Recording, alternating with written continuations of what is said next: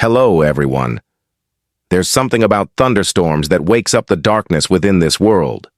The sky cracks open, the wind howls like something alive, and for a few minutes it feels like reality itself is shaking. But sometimes, what hides behind the thunder isn't just nature's fury, or something far worse. Tonight, you will hear 3 true thunderstorm horror stories that will make you think twice before you ever sleep during a storm again. The first story takes us to a small town in Kansas, 1994. It was the middle of July when a powerful thunderstorm rolled through the area. Most people huddled inside their homes, but a woman named Sarah Jennings, a 29-year-old nurse, had just finished her night shift at the hospital. She was exhausted driving home through pounding rain. Lightning flashed every few seconds, lighting up the road like a strobe. But then, she noticed something strange. A figure standing by the side of the road, drenched, motionless, and staring right at her car. At first, Sarah thought it was someone needing help, maybe a stranded driver. But as she slowed down, lightning struck again. And this time she saw his face clearly. It wasn't a face at all. It was just darkness, a black hollow space where features should be. She screamed and pressed the gas pedal, flying down the road until she reached her house. When she got home, her hands were shaking so badly she could barely unlock the door. She told herself she was imagining things, that it was just exhaustion and the storm playing tricks on her. But as she went upstairs to change, the power went out. Everything went black except for the flashes of lightning outside. She tried to calm herself, looking out the window to check if the storm was easing up. And that's when she saw it again. That same figure, standing in her front yard, looking up directly at her window. She froze, watching it through the rain. The next flash of lightning, it was gone. The next, it was closer, standing right by her porch. The third, it was inside the house, right behind her. Sarah's neighbor heard her screams, but by the time they broke down the door, she was gone. The living room was empty except for muddy footprints leading to the window, but none leading back out. To this day, police never found her body. Locals say every year when the thunder rolls, her voice can be heard in the wind, screaming for help. Now let's move to the second story. This one happened to a retired electrician named George Miller in 2007 in a small village near Glasgow, Scotland. George was known for his obsession with storms. He would record thunder, study lightning strikes, and note every pattern in a small weather diary. One evening, as a storm raged outside, he decided to record the sound of the thunder. He placed his old cassette recorder by the window and went to make some tea. When he came back a few minutes later, he noticed the tape was still rolling, but something was wrong. There was a voice on the recording, a deep, distorted whisper saying something he couldn't make out. He stopped the tape, rewound it, and played it again. But this time, the whisper was louder. "George," it said, "I'm coming in." He looked around the room, thinking it was a prank. But no one was there. He went to the door, locked, the windows all shut. The power flickered, thunder rumbled again, and then all the lights went out.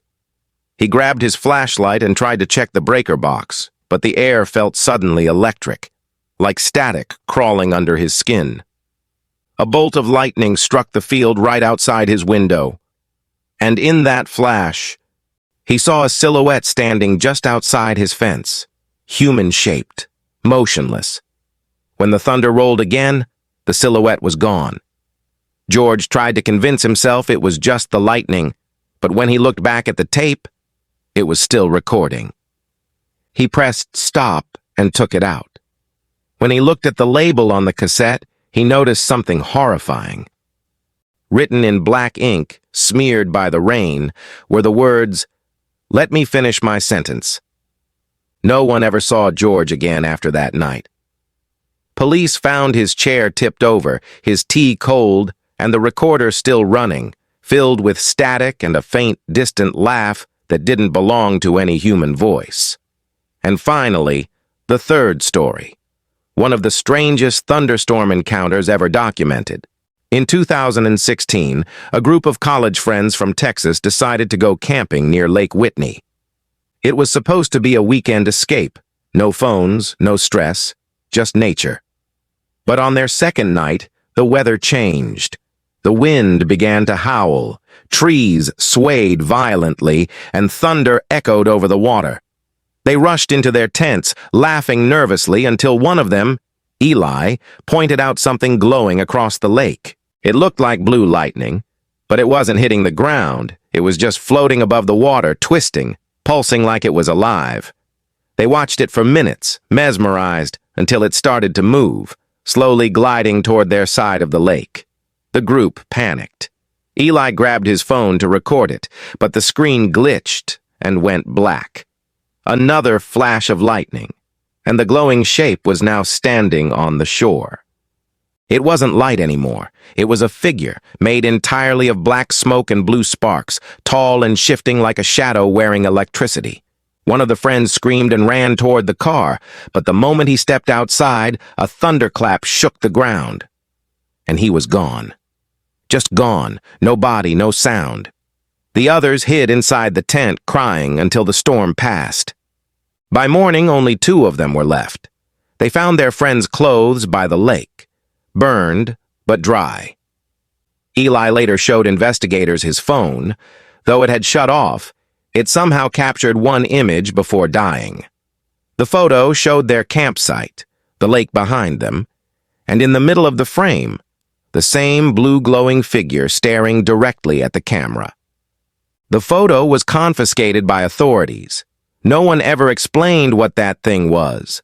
But locals near Lake Whitney still talk about it, how during big thunderstorms, strange blue lights rise from the water, and how sometimes a voice whispers your name just before the next thunderclap.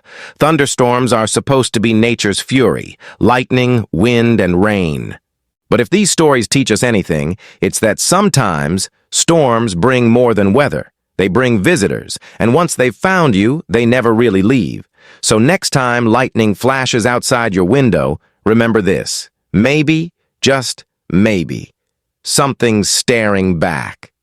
Thank you for watching Shdows Secrit. Don't forget to like, share, and subscribe for more terrifying stories from the shadows.